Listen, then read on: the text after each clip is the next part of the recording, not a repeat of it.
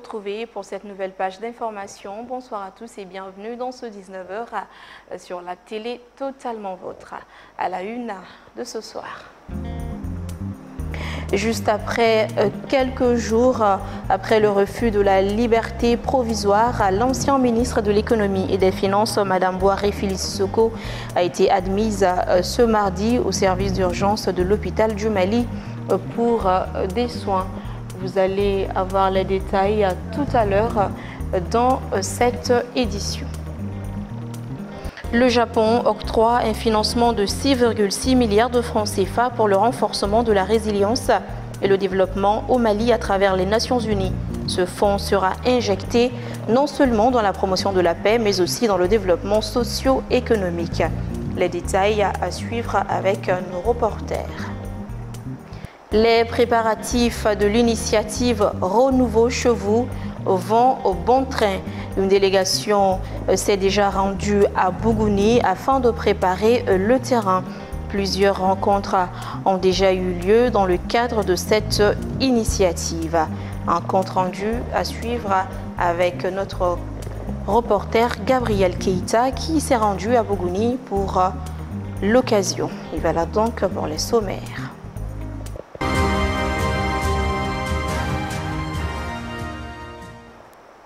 Bienvenue si vous nous rejoignez. En prison depuis plus de 3 ans maintenant, l'ancien ministre Félix Sissoko est admise aux urgences de l'hôpital du Mali. Et oui, de son lieu d'incarcération Bolé-Femme, l'ancien ministre de l'économie et des finances du régime Feu Ibrahim Boubacar Keïta, Mme Boiré Félix Sissoko, a été évacuée ce mardi au service d'urgence de l'hôpital du Mali pour des soins. On en sait plus avec Lassine Diakité. La nouvelle a fait le tour des réseaux sociaux hier mardi. L'ancienne ministre de l'économie et des finances, Mme Boiré Sissoko, a été admise au niveau des urgences de l'hôpital du Mali. Elle est arrivée en milieu de journée dans un état de santé dégradé. L'ancienne ministre des Finances du président Ibrahim Boubacar Keïta est incarcérée depuis plus de 3 ans dans le cadre de l'affaire dite de l'avion présidentiel et des équipements militaires. La semaine dernière, sa demande de liberté provisoire, motivée pour des raisons de santé, a été refusée par la justice. Ses avocats disent qu'elle a le moral cassé et rappellent qu'elle souffre de plusieurs pathologies. La situation de Félix Sissoko nous rappelle les mauvais souvenirs, notamment celui de l'ancien premier ministre Soumeilou Boubé Maïga, qui n'a pas pu bénéficier de l'autorisation des autorités de la transition pour aller se faire soigner à l'étranger et qui a fini par succomber de sa maladie. L'ambassade du Japon octroie un financement de 6,6 milliards de francs CFA pour le renforcement de la résilience et le développement au Mali à travers les Nations Unies. Au total, 8 projets pilotés par des agences du système des Nations Unies, notamment le PNUD, la FAO, le BIT, le PAM, l'UNHCR, l'OIM et le CICR sont concernés par ce financement accordé sur le budget supplémentaire de l'année 2024 à 2025. L'annonce a été faite lors d'une conférence de presse ce mercredi 9 avril 2025 à la Maison commune des Nations Unies. Le point avec Assiton Diallo et Ibrahim Dao. D'un montant de 6,6 milliards de francs CFA, ce financement de l'ambassade du Japon vise à répondre aux défis pressants du Mali en matière de sécurité humaine, d'assistance humanitaire et de développement socio-économique. La mise en œuvre des projets qui découleront de ce financement sera pilotée par des agences du système des Nations Unies et impactera des millions de personnes à travers le pays. Je salue tout d'abord d'énormes efforts consentis par le gouvernement de transition du Mali pour alléger la souffrance des populations. Malgré tout cela, la situation sécuritaire et humanitaire demeure toujours préoccupante. Au but d'accompagner ces efforts maliens, le Japon finance chaque année sur son budget supplémentaire, et cela depuis 2013. Certains projets initiés par ces organisations internationales. C'est dans cette logique que le gouvernement du Japon a approuvé le 17 décembre dernier le financement des 8 projets financés sous forme de dons pour un montant global de 10 650 000 US$, soit environ 6,6 milliards de francs CFA. Assistance humanitaire, entrepreneuriat, renforcement de capacités sont entre autres volets qui sont concernés par ce financement. Et c'est le projet de stabilisation comme réponse multisectorielle aux femmes et jeunes déplacés dans les régions du centre du Mali qui s'empare de la part du lion dans ce financement japonais avec 1 475 625 000 francs CFA. Grâce à cet appui, nous pourrons non seulement améliorer la situation immédiate des populations, parce qu'il y a des appuis humanitaires de sauver des vies dans le cadre du package, mais aussi proposer des bases d'un développement plus inclusif, plus durable, avec des solutions beaucoup plus coordonnées et plus intégrées entre les différentes agences. Ce financement ne se limite donc pas simplement à une simple aide ponctuelle, mais aussi il vise à renforcer les capacités locales permettant aux communautés maliennes de développer des solutions durables, endogènes, pour renforcer la population nationale et leur autonomie, d'où la durabilité de ces interventions. Ainsi, ce financement de l'ambassade du Japon contribuera à améliorer les conditions de vie des populations, mais aussi poser les bases d'un développement inclusif et durable au Mali. Et par ailleurs, suite à l'abattage d'un drone des forces armées maliennes par l'Algérie, les forces vives de Kati ont organisé ce mercredi une marche de protestation contre cet acte de l'Algérie et de soutenir les autorités de la transition. C'était également l'occasion pour les manifestants d'inviter les peuples de l'Alliance des États du Sahel à l'union sacrée autour des autorités de l'espace face à une telle agression qu'ils qualifient de provocatrice. Bakary MCDB, compte rendu.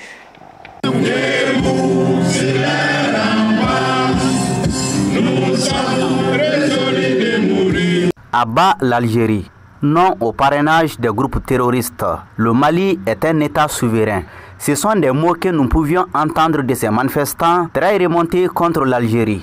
La marche est partie du conseil de cercle de Kati à la préfecture en passant par le grand marché de la ville Garnison. Face aux autorités locales, les manifestants ont exprimé leur soutien aux autorités de la transition et condamné avec la dernière rigueur l'acte algérien qu'ils qualifient de violation flagrante de la souveraineté nationale. Nous condamnons fermement cette agression inacceptable, contraire au droit international et aux principes fondamentaux de bon voisinage. Exigeons des explications claires, des excuses publiques et des réparations, car le Mali ne se laissera pas intimider ni bafouer. Soutenons avec force toute démarche légale et diplomatique, y compris le dépôt d'une plainte officielle contre l'Algérie devant les instances internationales. Profitant de cette occasion, les organisateurs ont tenu à saluer le geste solidaire des autorités nigériennes et burkinabées qui ont condamné l'abattage du drone des FAMA par l'Algérie. La conférence des États du Sahel est une famille unie par le sang, la lutte et la souveraineté. Nous saluons votre solidarité sans faille. Face à l'agression d'un membre, c'est toute la confédération qui est visée. Ensemble, soutenons l'espace confédéral, défendons notre peuple, consolidons notre union. Cette initiative patriotique a été fortement appréciée par les autorités régionales. Comme le Mali a aidé la France à se libérer, il a été aussi pour l'Algérie un soutien de taille pour l'extraire du joug colonial. L'Algérie ne doit pas se tromper. Nous sommes des frères. L'Algérie doit se souvenir de tous ces faits. Enfin, les forces vives de Kati ont interpellé la communauté internationale, les Nations Unies et l'Union africaine à sortir du silence et condamner cet acte qui menace la stabilité régionale. Et de cette tension entre le Mali et l'Algérie, la CEDEAO dit s'inquiéter et communique. Voici donc la teneur. La Commission de la Communauté économique des États de l'Afrique de l'Ouest, CEDEAO, a suivi avec inquiétude les récents développements qui ont affecté les relations entre la République du Mali et la République algérienne démocratique et populaire, tels qu'ils ont été communiqués à travers les différents communiqués publiés par les deux pays ces derniers jours. Au nom des États membres de la CEDEAO, la Commission exprime sa profonde préoccupation face à cette situation. Elle lance un appel au Mali et à l'Algérie pour qu'ils désamorcent la tension, favorisent le dialogue et utilisent les mécanismes régionaux et continentaux pour régler les différends. Le communiqué est signé en date du 9 avril 2025 à Abuja, au Nigeria. Actualité sur un tout autre plan, la ville de Djenné a abrité en mars dernier une journée de dialogue et de plaidoyer entre les filles des établissements scolaires et les décideurs locaux et régionaux.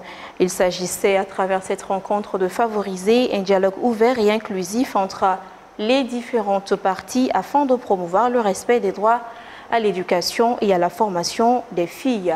Adam Tongara nous en parle. Cette rencontre d'échange et de plaidoyer entre les filles et les décideurs locaux et régionaux vise à attirer l'attention de ces derniers sur les obstacles qui entravent la promotion de leurs droits. L'activité qui nous met ensemble ce matin est dans le cadre d'une activité réfléchie par les enfants parce qu'ils ont bénéficié d'une formation en plaidoyer. Donc ils ont jugé nécessaire sur les problèmes qu'ils ont recensés au niveau de leur établissement de faire une petite séance, on ne dirait pas d'interpellation mais d'échange avec les autorités de Djenné pour voir dans quelle mesure les autorités peuvent les accompagner à corriger ces problèmes-là. Face aux pesanteurs sociales qui affectent négativement la promotion des droits des filles, des adolescentes et des enfants, leur Parlement invite les décideurs à agir vite. Au nom de nos camarades, je vous prie d'agir maintenant, car plus tard, ce sera trop tard pour certains d'entre nous. Des initiatives pour maintenir les filles à l'école ne manquent pas selon les autorités scolaires et administratives de Djenné et leurs partenaires. Et pour encourager encore ces filles à rester dans les écoles, on a donné des kits de dignité, du savon et des balles de tissu pour la fête, pour les filles. Et tout ça là pour les encourager à rester à l'école. C'est l'occasion pour moi vraiment de remercier très sincèrement Afar, Fier et Faoué par rapport à cette assistance extraordinaire à une couche vraiment qui mérite. Vraiment trouver tous ici l'expression de ma profonde reconnaissance. Chers jeunes, la balle est dans votre camp. L'État avec ses partenaires vous a tout fait, vous a tout donné. Soyez sereins, soyez sûrs que notre accompagnement ne vous fera pas défaut. Cette initiative de Faoué Mali est appuyée par le consortium FPGL et CECI Mali. Elle est financée par les Affaires mondiales Canada AMC et mise en œuvre dans les zones d'intervention du projet FIER, notamment Djenné, Tombouctou, Diré et Kemparana. Nous restons à l'intérieur du pays. À Ansongo, 2 camions ont été braqués par des bandits armés le mardi 8 avril 2025 à Zindobon, dans la commune de Boura. L'information nous émane de nos confrères de Studio Tamani.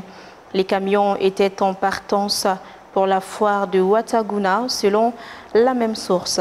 Des témoins rapportent qu'aucune perte en vie humaine n'a été enregistrée, mais ils ajoutent que les bandits ont dépouillé les passagers de tous leurs biens, à savoir argent et autres objets de valeur. Il faut rappeler que le préfet d'Ansongo et son chauffeur ont été enlevés depuis le 1er avril et jusqu'à présent, nous n'avons aucune nouvelle d'eux. Direction Bougouni, où une délégation du groupe Renouveau, dirigée par le directeur délégué de Renouveau Télé, Issa Kabassilibé, s'y sont rendus pour préparer le terrain à l'initiative Renouveau Chevaux.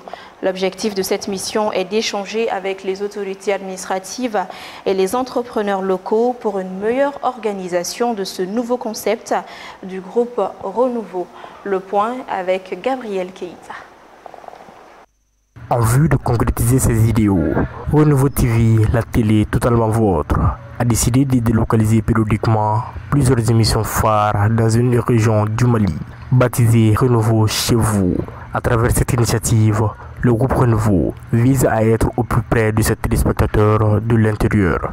En prélude à l'événement, une délégation conduite par le directeur délégué de Renouveau TV a effectué une visite dans le Bani Monotier qui doit abriter la première sortie des émissions phares dans le cadre de cette initiative. L'objectif, c'était de rencontrer les autorités et autres partenaires dans le cadre de l'organisation de Renouveau chez vous. Renouveau chez vous, pour rappel, nous allons passer un week-end dans toutes les régions du Mali. Et la première édition se tiendra à Bougouni du 22 au 24 mai prochain. Donc nous avons rendu visite et aux autorités, mais aussi à nos partenaires. Nos attentes, c'est, pour le moment, ont été satisfaits parce que nous avons dialogué, nous avons échangé avec non seulement la première autorité qui est le gouverneur, mais également avec beaucoup de partenaires. Donc nos attentes, c'est déjà de pouvoir mieux organiser l'événement et nous avons eu la promesse des autorités et des partenaires qui ont promis de nous accompagner pour la bonne organisation de Renouveau chez vous. Du gouvernorat de la région au service déconcentré, aucun endroit n'a été négligé pour exposer le programme de cette tournée télévisuelle. Bougouni est une région, une nouvelle région, mais Bougouni est une région stable, est une région en émergence avec beaucoup de perspectives. Donc c'est une région qui mérite d'être accompagnée pour son développement avec sa proximité avec Bamako, mais également les nouvelles initiatives qui sont développées à Bougouni que tous les Maliens doivent savoir. Je vais parler du lithium qui est bien exploité à Bougouni et de d'autres potentialités que nous voulons mettre en lumière. Pas seulement les potentialités minières, mais également il y a les potentialités humaines qui doivent être mises en lumière, d'où notre déplacement dans le cadre de nos émissions de divertissement. Il y a des jeunes artistes qui méritent d'être mis en lumière, il y a des jeunes comédiens, mais également il y a des entrepreneurs qui doivent être accompagnés pour donner un peu de visibilité à leurs produits, parce que le Mali ne se résume pas à Bamako. Choisi comme partenaire privilégié de l'événement, le directeur du festival international Didadi de Bougouni, Sidou Koulibaly, salue l'initiative et s'engage à ne ménager aucun effort pour sa réussite. Pour moi, vraiment, ça, c'est une initiative très salutaire. C'est très salutaire. C'est la première fois vraiment que de telles initiatives arrivent d'une télé. Nous voulons réellement voir de telles initiatives se développer pour que désormais les régions aussi soient un peu mises en lumière et pour une cohésion sociale, pour un peu le développement, pour faire voir aux autres Maliens que tout ne se limite pas seulement à la capitale et que malheureusement, c'est le cas aujourd'hui. Moi, mon apport serait vraiment total parce qu'en réalité, comme je dis, d'abord, c'est une initiative qui vient mettre Bougouni en valeur. Et qui met Bougouni en valeur nous interpelle tous. Moi, je suis peut-être dans le domaine de l'hôtellerie et la culture, mais nous sommes aussi en contact avec d'autres secteurs vraiment qui méritent d'être bien vus, qui méritent d'être portés à la connaissance des autres Maliens. Donc vraiment, mon adhésion à ce projet est totale. Et s'il plaît à Dieu, on fera de notre mieux. C'est ici, entre le fleuve et la rivière, que se tiendra donc la première édition du Renouveau chez vous, du 22 au 24 mai, sous la présidence du gouverneur de la région de Bougouni. Et voilà, cette édition est terminée. Merci à tous ceux qui ont contribué à sa réalisation. Remercie à vous également de l'avoir suivi. Au plaisir de vous retrouver demain à la même heure. Et je vous dis au revoir avec ceci.